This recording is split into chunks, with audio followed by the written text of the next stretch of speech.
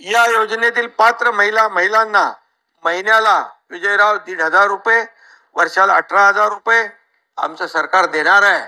आणि कोणी शंका बाळगण्याचं कारण नाही. जुलै महिन्यापासून या 1 तारखेपासून कालच्या हे काम हा निर्णय झालेला आहे. 46,000 कोटी रुपये या राज्यातल्या माता भगिनींना देण्याचं काम सरकार करणार आहे. त्यामुळे खरं म्हणजे तुम्हाला आनंद व्हायला पाहिजे होता, पण काही जनतेला द्यायचं म्हटलं की विरोधकांच्या पोटामध्ये का दुखतं. काही लोकांना वाटतं 15 दिवसात हे फॉर्म भरा आणि पुढे काय होणार.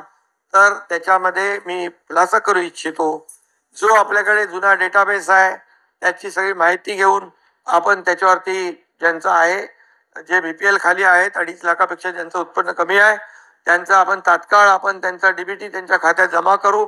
त्यांचा समजा जुलै महिन्याच्या एंडला आलं, ऑगस्ट महिन्यात त्यांची प्रोसेस कंप्लीट झाली तर जुलै आणि ऑगस्टचे 2 महिन्याचे पैसे मिळतील. सप्टेंबरला झालं तर जुलै ऑगस्ट सप्टेंबरचे पैसे मिळतील.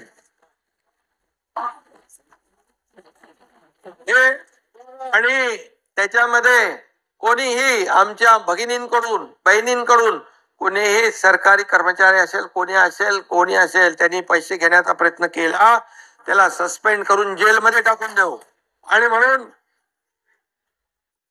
आणि त्यामुळे आम्ही जी.आर. काढला, त्याला टीका सुरू झाली, त्याच्यामध्ये हक्कभंग आणू असं म्हटलं, परंतु ते काय होत नाही. विजयराव, हक्कभंग तुमचा विरोध आहे कायला. आणि म्हणून त्याच्यात आम्ही विजयराव एक आणखी दुरुस्ती केली. 60 ऐवजी आम्ही 65 केलं. 65 वर्ष. आणि जमिनीची अट जी आहे ती पण काढून टाकली. आणि त्यामुळे त्याच्यामध्ये काही लोक म्हणाले, अरे लाडक्या बहिणींचं लाडक्या भावांचं काय, असं काही लोक म्हणाले. ज्यांना सख्खे भाऊ नाही समजले त्यांचं कसं काय व्हायचं. केलं आम्ही विजयराव, लाडक्या भावांचा देखील आम्ही निर्णय घेतला. अप्रेंटिसशिप 10 लाख मुलांना देतोय आम्ही. 10 लाख. हे ऐतिहासिक निर्णय आहे.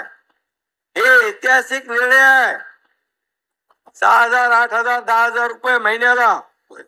आणि म्हणून आज मी आपल्याला एवढंच सांगतो की राज्यातल्या महिलांना देखील मी आश्वस्त करू इच्छितो की तुम्हाला या योजनेमध्ये कुठेही अडचण येणार नाही, येऊ दिली जाणार नाही.